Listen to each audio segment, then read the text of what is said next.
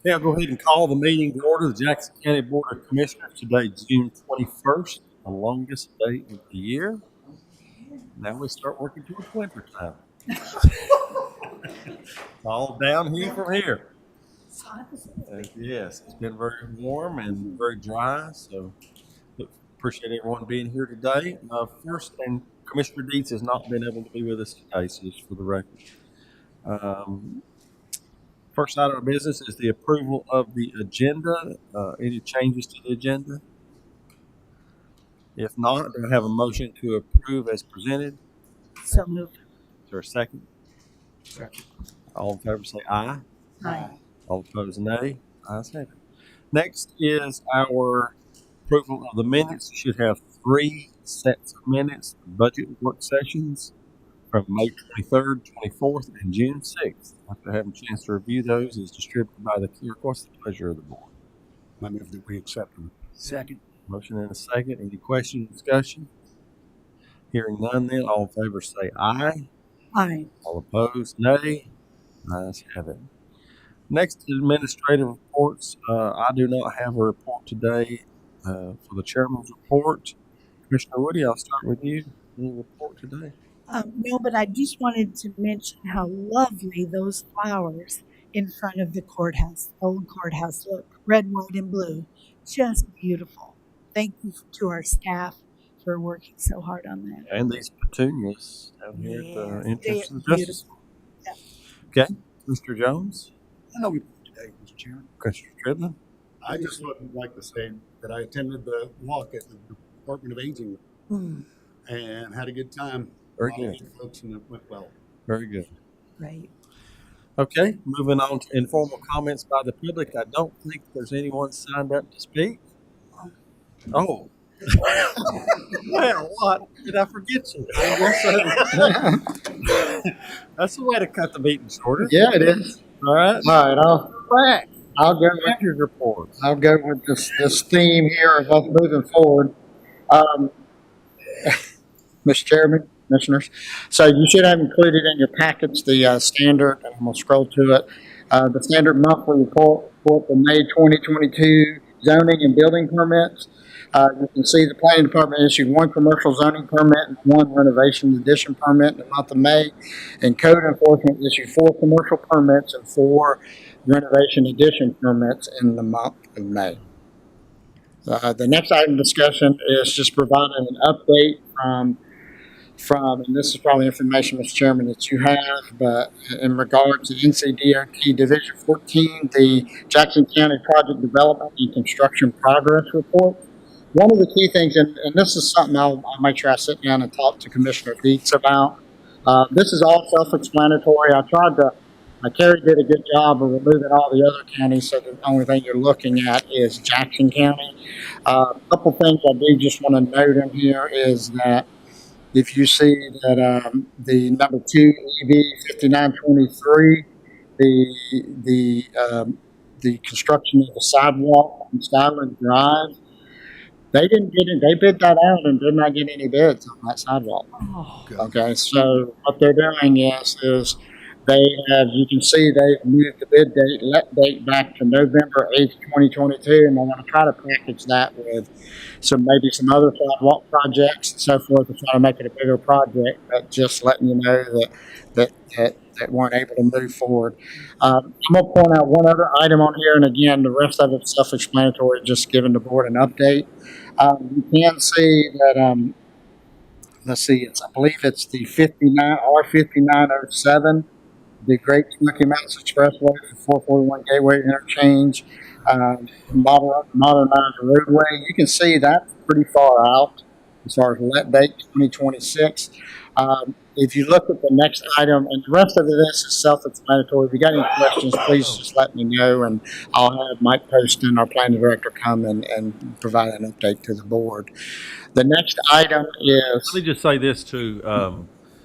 On those projects, we go through this prioritization process with DOT and the RPO and the elected leaders from each of the municipalities and the counties in our RPO district.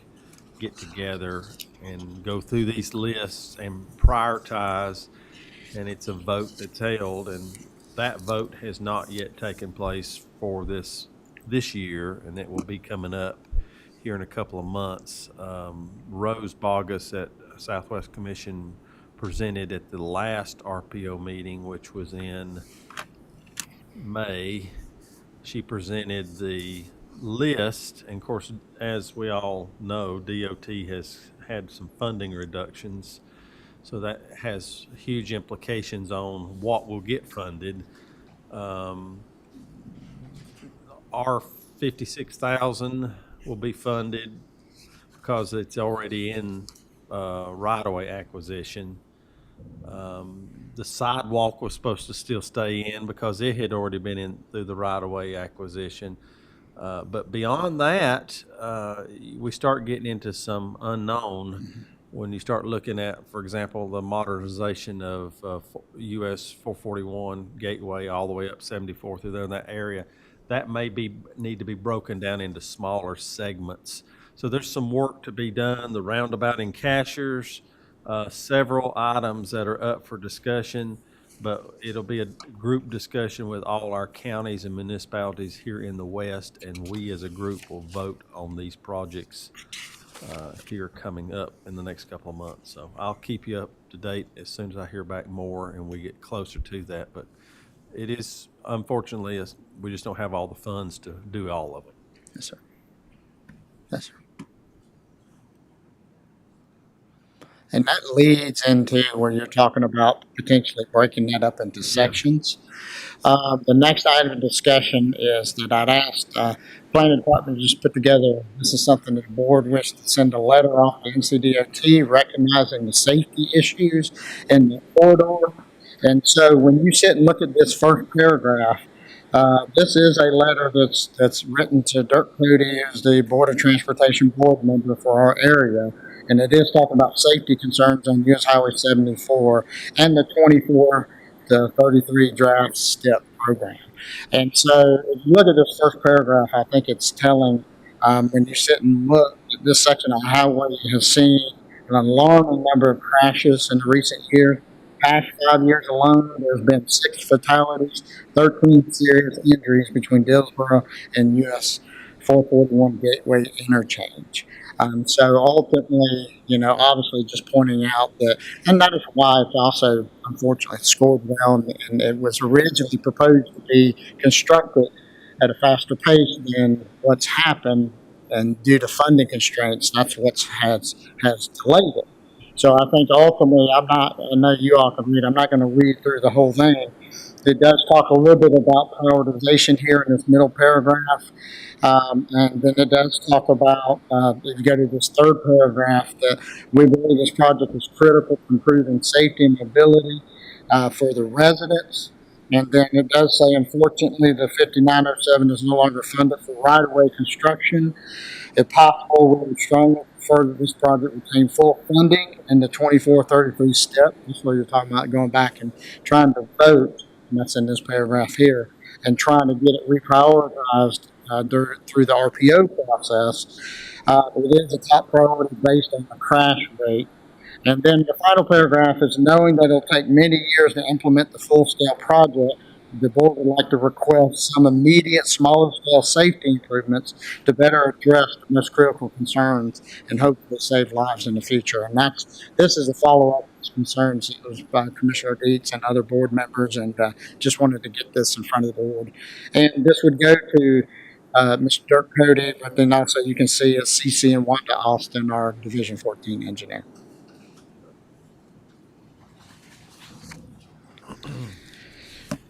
So the next item is just updating on the construction project. I did throw in multiple pictures in regards to the Animal Rescue Center.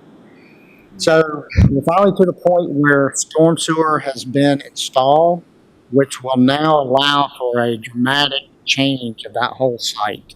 Currently, right now, you can see in a lot of the pictures that a lot of the sidewalks, patio, and event space is now being formed and being poured I'm being told that my concrete crew does not leave until it is completely poured. That is critical because once that is done, that's what it will allow the site to be finished grade on the site we put in, and then also basically pavement itself. And so what you should see in the next month is really that whole site transforming and not looking like when it rains a mud pit out there. You can also see the facility itself is 80 to 85% complete. The contractor will be working on the finishes in July and August. Furniture is scheduled to arrive in early August, and we're anticipating a move-in date of August to early September. Right. Also, I wanted to show you, I just threw you some pictures in there too. This shows you that there will be event space. We have patio space not only on the outside of the Animal Rescue Center itself, but we also have expanded out event space in the Green Energy Park itself. So, then also I just wanted to show you the walking paths that are on top of the landfill itself. Those are 6 foot wide concrete pathways, and so they should have finished that yesterday, and they are currently installing the dog park fencing on the lower level. So again, we should start seeing major transformation for that site in the next month. Was that shed, that big tall shed built, was that there? Yes, you're talking about the tall structure. Yeah, that used to be. Of course, there was a landfill, then it also turned into a transfer station. But that was when it was functioning, when it was taking in refuse and garbage. Ah, okay. Yeah. Talking about that facility right there. Do you know what that cost to build right now? I do not. A lot. Yeah, I'm sorry for the skill there. Absolutely. Like $80,000 or $100,000 to build that right now. Yeah. And so this will all be maintained for event space. Yeah, nice. The next item is we are pretty much on the tail end of the Fairview concession stand. There's basically lacking one item currently right now. The contractor is waiting on it to get it installed so that he can get a CO on the building so it can be utilized. They got a minor punch out list that they're working on. I just wanted to go ahead and give you information so you can see first floor and second floor. And not only do we have the storage, in the press box, we have storage up there. We also have a little storage on the main floor. But a reminder, we've got those 3 storage units that we bought and put on site out there that the nonprofits have access to, and then also we utilize to keep all of our field materials for lining the field and things of that nature. So I want to just go ahead and show that to you. This is something that you're interested in. It's a nice facility. Rusty and I went out with a contractor, created the final punch out list, and it's an extremely nice facility. Give Rusty a call if you want to go out there and take a look at it. He'll be happy to show it to you. I have one question. Mhm. Will it be under the authority of the rec department or the school? Do you know? We lease the property, so it's under the rec department. Okay. Because I know in the past with the old one, having been to games there and all, it seemed like there was some unsupervised kids up in the press box part when there wasn't somebody up there keeping score or doing the scoreboard. And that was a problem at that time. We'll follow up in our Little League during those games. Oh, That would be up in our Little League Association. okay. Yes. Yeah. Well, it might be a good thing if you could talk to them and make sure that there's some standard of supervision. Yeah.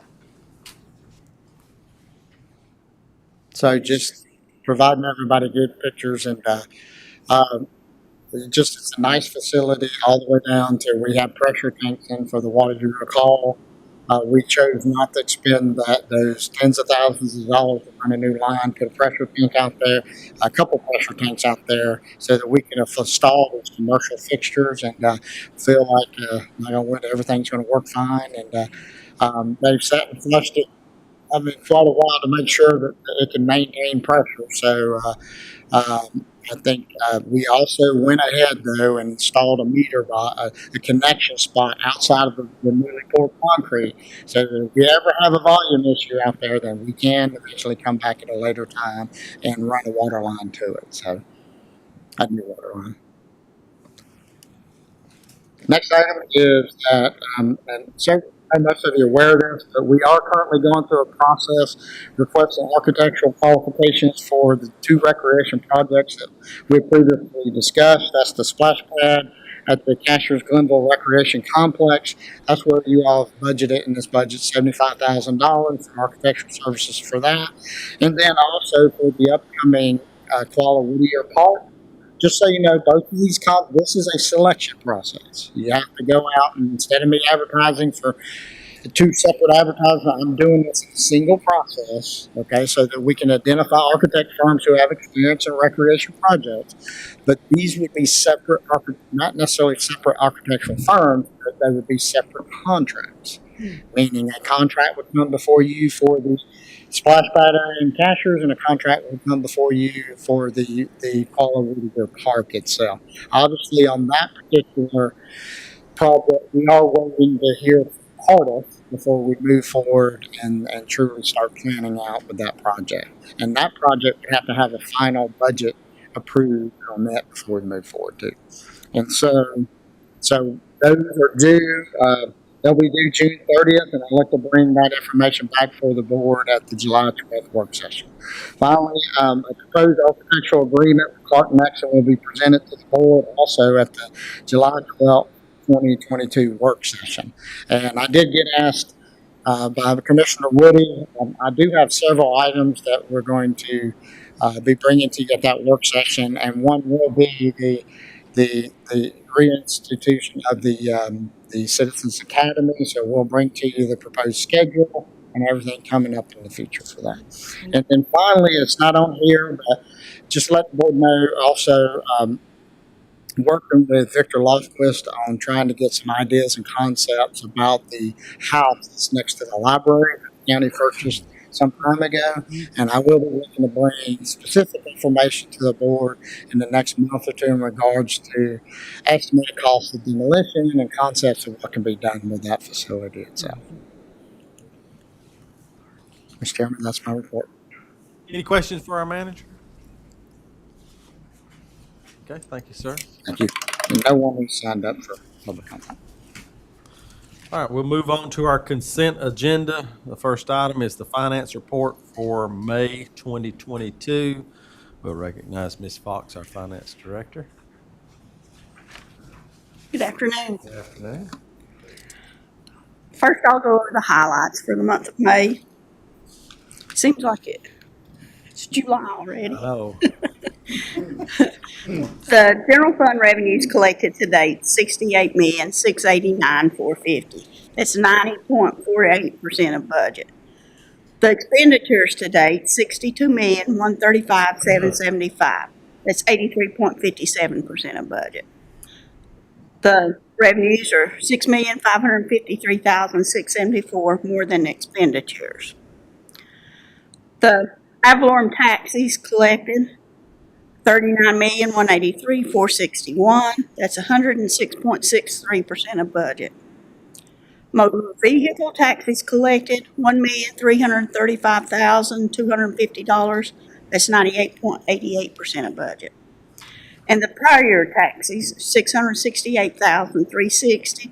That's 74.26% of budget. We received the sales and use tax distribution in the amount of $1,439,777 for the month of May, which was February sales. That amount was 17.98% more than we received last May. So the fiscal year increase so far is 14.31% over last year. The Article 46 distribution was $192,398. We did receive the first payment of the national opioid settlement in the amount of $125,633.60, and the next payment scheduled for summer of 2022 in the amount of $276,293. The landfill disposal fees collected, 2,284,036. That's 103.64% of budget. And the prior year landfill disposal fees, 80,201. That's 145.82% of budget. On the growth revenues we track, the planning, environmental health, and registered deeds are all above budget. We saw a big uptick in May for the registered deeds, and the planning also increased. Ms. Fox, what was the, I'm sure you know this number, the average percent that we went with our budget for this upcoming budget year for sales tax? I know we did some tweaking on that as we We did. financed the pool, aquatic center. It was about 12% overall.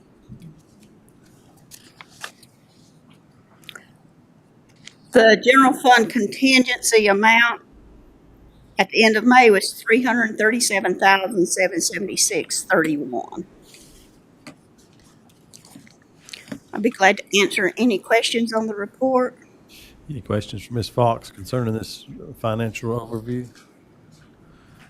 Okay, if not, we'll move to item 2, which is budget ordinance amendments, and there are 9 of those. This will sort of close out our 2021, 2022 budget year for the most part. For the most part, yes. The That need to be taken care of before the end of the fiscal year. Right. The First Amendment is for $4,257,272.88, and that's for the indoor pool facility. Funded it's increasing the ad valorem taxes and sales taxes, and decreasing the fund balance that's been appropriated this year by $1,383,123.12. There's transfers to the School Capital Reserve Fund 19 and 21, and also a transfer to CPR for $500,000 coming from this This was all discussed. earlier. The next amendment is showing the transfer to School Capital Reserve Fund 19, $424,112. The next one is School Capital Reserve Fund 21. It's an increase of $625,441. And the increase to CPR of $500,000 on the next one. So that takes care of all the ones that were we discussed earlier. The next amendment is for increase for additional revenues and some additional expenses. It's an increase of $1,411,086. It's putting $874,794 into contingency, which will roll into fund balance.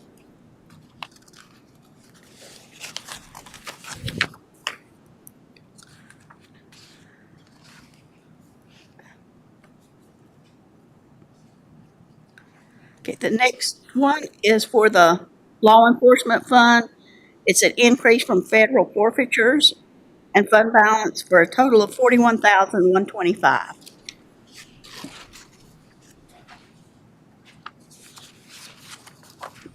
The next one is for the capital projects fund for the Dillsboro complex. It's moving $46,696.86 from the health department project that was over. So we're just transferring it to that fund. The next amendment is solid waste. It's increases to the disposal fees and some decreases to tipping fees and MSW fees, and increases for sales of recycled materials. That amounts to $233,952. And the final one is for the Green Energy Park. They did receive 2 grants, one from the Warner Fund, $20,000, and one for a conservation fund of $8,125. for a total of $28,125. I'd be glad to answer any questions. Any questions for these budget amendments? On that, the recyclable, is that income that we got from the recyclable? That's correct. That's great. And, we get questions, I do every once in a while, are we really recycling? Well, this is evidence right here. And that's above budget. That's wonderful. Thank you. Any other questions? Okay. Thank you. All right, thank you, Ms. Fox. Next, we'll hear our tax collector and refund reports for May 2022. I recognize Ms. Brandy Henson, our tax collector. Good afternoon. Good afternoon. The 2021 taxes collected for the month of May were $186,898. The delinquent taxes collected were $83,439. The total deposited for May was $297,304.32. And there were refunds of $346.37. Overpayment refunds of $5,287.03 and releases of $995.91.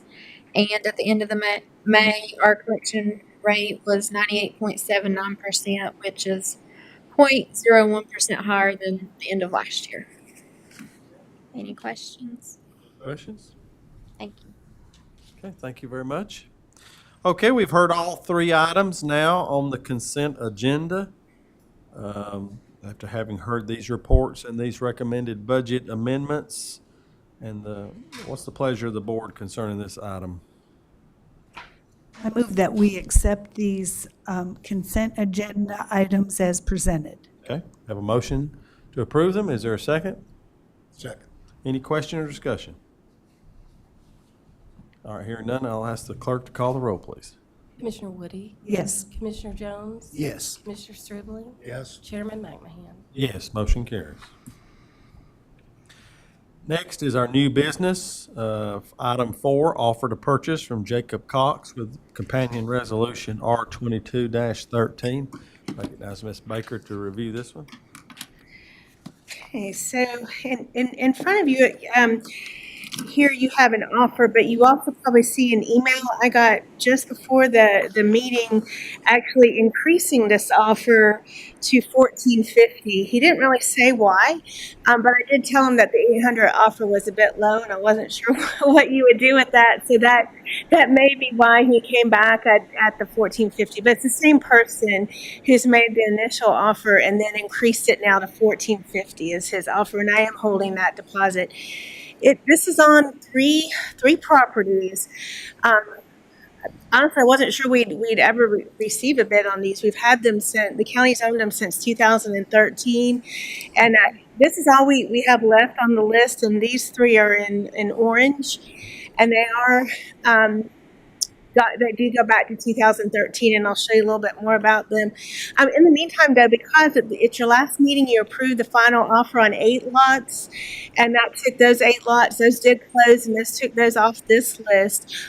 Commissioner Jones had asked me about a total of assessed value for the last few years of the properties that we sold. And we do keep that on that same spreadsheet. So this next few pages are the lots that have been, or the properties that have been sold since 2019. And this column here is the assessed value at the time that they were foreclosed. Mm-hmm. And the total there is $2,600,000 and some thousand. So it's over $2.5 million assessed value on that. And you had asked for that, so I wanted to share this with that. So back to these 3 Creekwood lots. They are in the Cashers area off of Pine Creek. This is Pine Creek Road here coming in. This is in blue. This is the lot 3, the Creekwood lot 3, and I've put the blue dots by the 2 green areas. These are, and I'll show you how they look on a plat, but these are dedicated green areas. There's nothing we can do with them, and I was really kind of worried the county would be stuck with those. So I was glad that his offer included them, because that'll definitely put them back in ownership at some point with somebody in this development and not with the county. So that's why these 2 are included and didn't show any any costs for the foreclosure up top for those two because they went along with this third lot. So the problem with this third lot here, it's decent amount of acreage, but from what I understand, and I'll show you the recorded plat in just a minute, the access, the deeded access on the plat comes in from the east side here. And Brian, that's pretty steep and probably not going to be really viable for access. The natural access is coming in on this side here, but this property is owned by someone else, and there is no legal access over that way. And that's been the difficulty with this property. Here it is up close, so you can see the assessed value. I can get that where you can see it. Not that I can see it from here, but hopefully you can see it. And then the plat shows this lot here, and you can see that road coming up here, that the legal access is on that side of the property, which is very steep and may not work. This one also shows the one green area, and you can see on there, if you look closely, where it calls it green area, and it's dedicated for that use, and that's on this plat. And then this plat here, the other green area says small, I can hardly point to, but it's right there, and that's that other green area that has been included with these. And then this is the resolution if you decide to move forward. This one still shows the 800, but we've updated that to show the 1450 actually as the offer. If you accept that offer, it would be for 1450. And we would send to the adjoining property owners, as we always do, and then advertise that for upset bid. And I'm happy to answer any questions. Any questions? Is the board comfortable with accepting the offer and starting the upset bid process? The offer would be for $14.50. Yes. Would someone like to put that in the form of a motion to accept this offer and start the upset bid process? I move that we accept this offer and begin the upset bid process. Motion, is there a second? Second. Any other questions or discussion? Okay, not, Madam Clerk, if you call the roll, please. Commissioner Stribling? Yes. Commissioner Jones? Yes. Commissioner Woody? Yes. Chairman McMahon? Yes, motion carries. Okay, next is item 5, a capital project ordinance. And we'll recognize Ms. Fox again. This is once again an item we've discussed about the pool facility. Okay. The project authorized is indoor pool facility. Under sections 3, the total amount is $24,181,308. And under section 4, the revenues anticipated for that are $20 million from bond proceeds and $4,181,308 from general fund. And I would like to let the board know that everything did close last week and the bond proceeds were transferred into the county account last Thursday. So, and I give kudos to all legal and finance staff because it went very smooth. Smooth. It was smooth. Lower rate. Yeah. Any Yes. questions?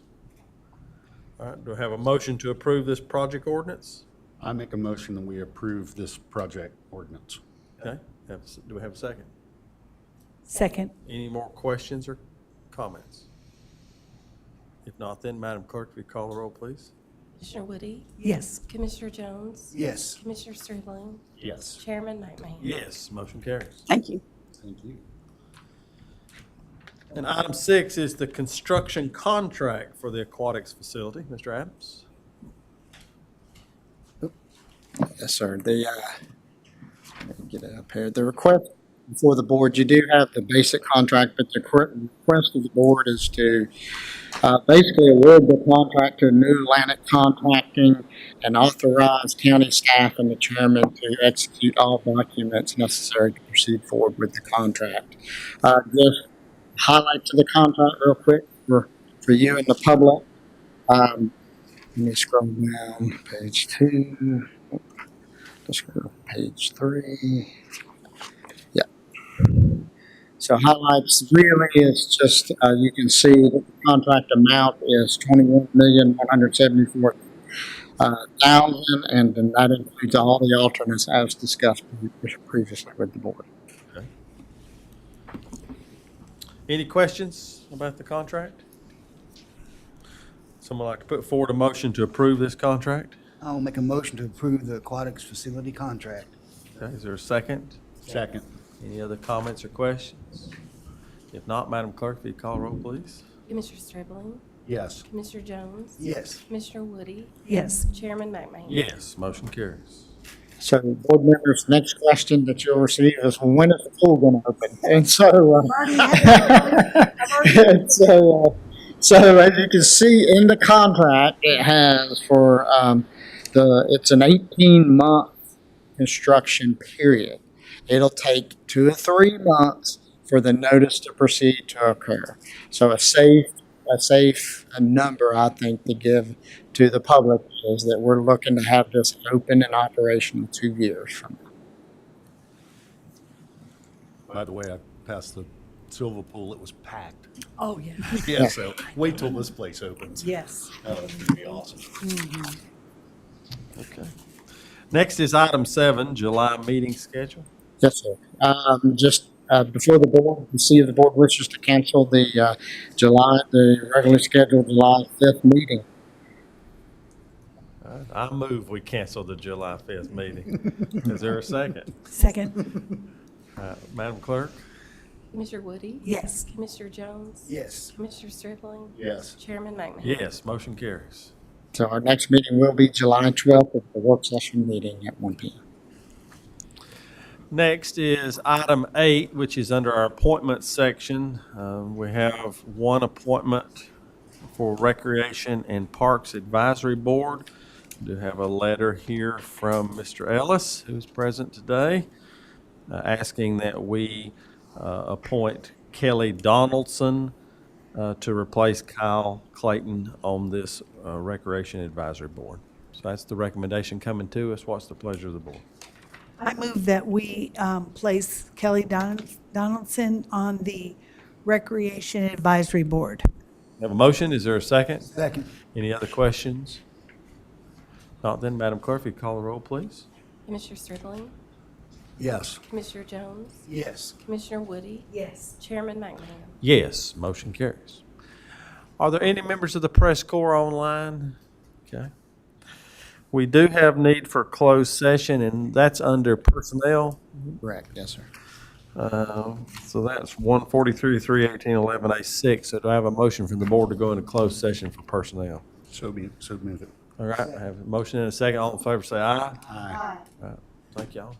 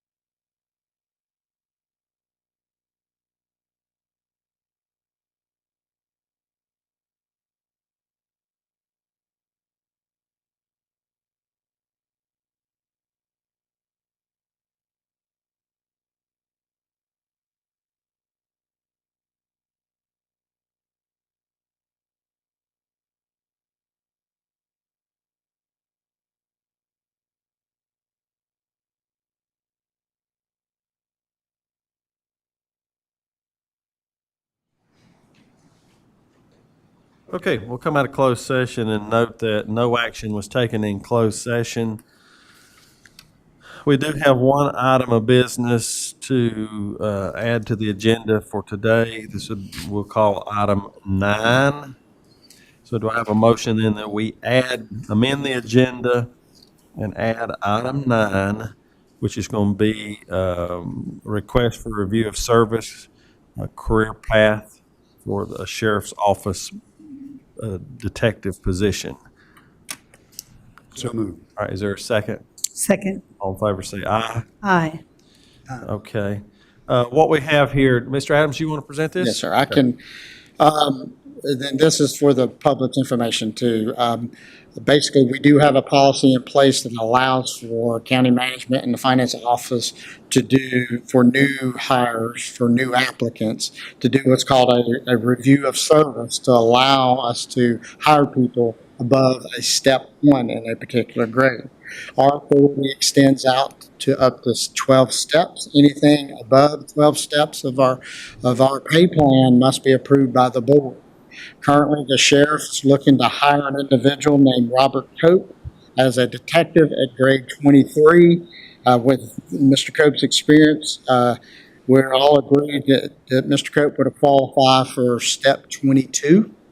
And so it's requested that the board approve the new hire for the sheriff at a grade 23 at step 22. Okay. What's the pleasure of the board on this request? I make a move that we grant the request. Okay, I have a motion to approve the request. Is there a second? Second. Any other comments or questions? I do want to make one other comment just for employees who may be watching this. This individual does have 22 years of experience, and that is why direct experience, and that's why this employee qualifies for a step 22. Okay, thank you for that clarification. Any other comments or questions? If not, Madam Clerk, if you call the roll, please. Commissioner Woody, Yes. Commissioner Jones, Yes. Commissioner Stribling, Yes. Chairman McMahon. Yes, motion carries. Okay, I believe that brings us to the end of our agenda for today. Would someone like to make a motion to adjourn? So move. Is there a second? Second. All in favor say aye. Aye. All right.